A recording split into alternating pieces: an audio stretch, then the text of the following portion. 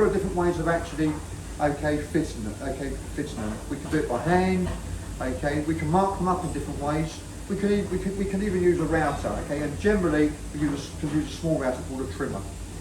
Now if I was doing, let's say, hanging like 10 doors, I'll definitely set up a router. If I was hanging one lightweight internal door, I wouldn't bother, because I could actually, by the time I set the router up and all the mess it makes, I could chop it out by hand easier and easier, less mess, much less time clearing up. So when we look at a hinge, the hinges you're going to be using here are ball bearing butt hinges. Now when we look at them, ignore the writing on it, the writing doesn't dictate which way a hinge goes on. What we should do, when we look at the hinge, we've got one leaf that has 2 knuckles. The leaf with the 2 knuckles goes on your door. The leaf with the 3 knuckles goes on your lining, or frame. Now you get different types of hinges, so we're going to work with these. There are some hinges that are specific left hand and right hand, i.e. rising butts. So with those, you've got to buy left or right-handed hinges, so they go on the way that they go. But we're going to work this. Now, a way that some people put these on, which I don't like, and actually I'm going to tell you why. Some people push this up to a surface and take a knife and cut round them. The trouble with doing that, you physically then push the knuckle of the hinge against your material. So when the hinge goes on, the knuckle is actually in contact. So with use, there's a little bit more friction on the hinge will wear out quicker. And not only that, if you ever look at your doors, or some people's doors, sometimes when you've got a door, you get a little tiny bit of like triangular black dust at the bottom of the hinges. That's generally because they've been put on that way. So what's happening is it's wear on the hinge. So when a hinge goes on, so it operates freely and gives it the largest lifespan. If you come over and have a quick look at the hinge, we can see the leaf finishes at this point. Doesn't quite go to the knuckle. So that's where we want to finish. So what I'm going to do is I'm going to show you how to set this up the traditional way using gauges, because that's much easier to do and much more accurate. So what I'm going to do, I'm going to take 2 marking gauges. You can do it with one, that means alternate. So if I take 2, I can set both up, and those gauges are then set up not only for all my hinges on my door, but they're also set up for my hinges on my door lining. Right, so I'm going to set this up to the thickness of my hinge, which is here. Remember, don't put the hinge through, set the point up to the actual hinge. Lock this off. So remember, this is the traditional way of doing it, and I've done it always, and actually this is the most accurate. I then set up another marking gauge, although this is a combination marking mortise. I'm using the marking gauge side, and I set that up to the width of my hinge, so the bit I just pointed out. Just check, that's right, that's correct. We lock those off. So now I've got 2 gauges set up. They're set up for the whole process of cutting hinges out. Right, so now what I'm going to do is I would measure down whatever distance I would need to set my hinge. Now, traditionally, on a standard door, it will be 6 inches down, 9 inches up. So we transfer that into millimetres, and then we use 150 millimetres down, 225 up. Although that is not compulsory, it's just the most common or the general sizes used. So we've come across, we find the point that we want to actually sit in at, and I will take a square, and I'm going to mark it on a bit of wood, because obviously you're going to practice this. I'll mark it through. Fine, sharp pencil. I don't want a great big thick black line. Take your hinge, set that on, and push this up to your line, like so.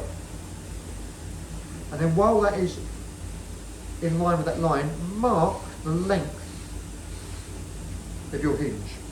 Now the length of your hinge is actually measured from this point to this point. It's not the knuckles, here to here. And just for your information, if you want to measure a width of a hinge, you open it up and you measure from this edge to this edge. So you measure across that point, not just a single part. So if you ever have for all your hinges, that's how the measurements are done. That line there, I can measure over, I can mark over. Just square down the face fractionally. So again, it's light pencil. Now we can take the gauges. So if I take the gauge, that's the width, I can put that on and mark, but only mark between your lines. Don't just put, okay, an indiscriminate, okay, gauge line all the way through. So we gauge that through, and what that does, that gives us, if you like, the width of the hinge. I take the other one, okay, and I can mark it on this side, okay, and I can mark the thickness or the depth of the hinge across here. And I will do that on all my hinges on my door. Now, where the grain runs, if I chop this with a chisel, there is a high chance, okay, that I could cause some damage either side of that line. Now, to stop that, if you take a knife,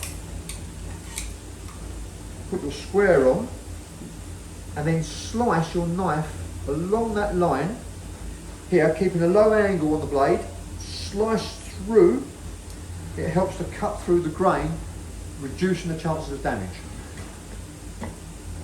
Put this on, we come through, and again, exactly like I just did, I slice through, get rid of any potential damage, and again, they've only got a small bit here, but I can freehand that little bit. So that is the process of marking out. So now let's show you how to cut the thing. Okay, secure your door. Okay, now in this case, we can, this practice, we can put it in a block here. Take a chisel. Now I would suggest you take a chisel that is wider, okay, than what you need there. So let's just get rid of what I don't need, so I don't knock anything off. And let's chisel this out. Now the way we chisel this, take your chisel, flat side away from you, make sure it's sharp, come in from your line about 1 millimetre, put this across, lining this edge up with that line you chopped. And I'm going to chop straight down. Here. I do the same the other end. Come through, chop straight down. Right, I now take my chisel and I'm going to hold it away from that edge on this line. Now when you hold it tight, don't put it on loose, because if you hit it when it's loose, it can bounce and sometimes you can end up damaging what you don't want to cut. So if you hold it firmly, that's less likely to happen. So I hold this at an angle, okay, I don't know what the angle is there, okay, 70 degrees, and what I do is I chop down away from where I was and I work my way back. Now the idea here is I'm chopping to try and chop down to that where my depth line is. I can't tell you how hard to hit this, yeah, and even if I could, it would be pointless, because if I said hit it with 53 pounds per square inch of pressure, how are you going to measure that? You can't. So it's experience. So we come through, we chop, making sure we don't go over this back line. So I'm feathering my timber out.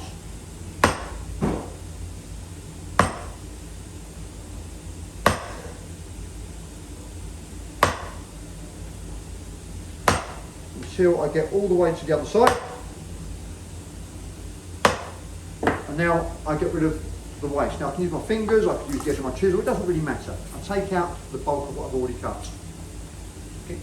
Now what I'm going to do, I'm going to come down and cut down my 2 lines, okay, that I cut with my knife originally. So I come on, line this through, push down tight, chop down. Come to the other side, line up, push down tight, chop. I then take my chisel, both hands behind the blade, and I'm going to follow that line through just to clean this out. So from here, both hands behind, because I don't want you doing this, because if you do and you slip, okay, the red stuff will come out, yeah? Keep your finger here, your finger will act as a stop as if you slip up against the timber, yeah, so you don't go too far. So on here, you come across, use the chisel, you can wiggle it if you need to remove the material. Okay, it depends on obviously the density of your material, whether it comes off nice and smooth, okay, or whether you need a little bit of movement on the chisel. So we come through, all the way through, being careful not to come past, okay, where you've chopped out, because otherwise this will lift. We can clear this off. And now what you do is hold your chisel with the thumb on the top, flat side away from you, and we're going to clean up along that back line. So on here,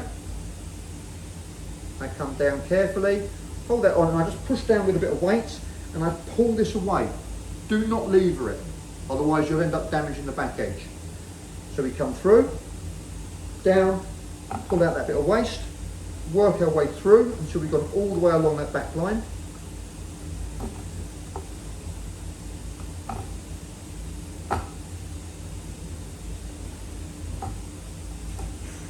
Like so. And then with a little bit of luck, if we take out our hinge now should come through here and push in nice and tight. Okay, so you can see even without a fixing, it's nice and tight with no gaps around it whatsoever. Okay, so that's how we want to get our hinges fitted. Yeah? Okay, that's what you're going to go and practice. Okay, so have a go.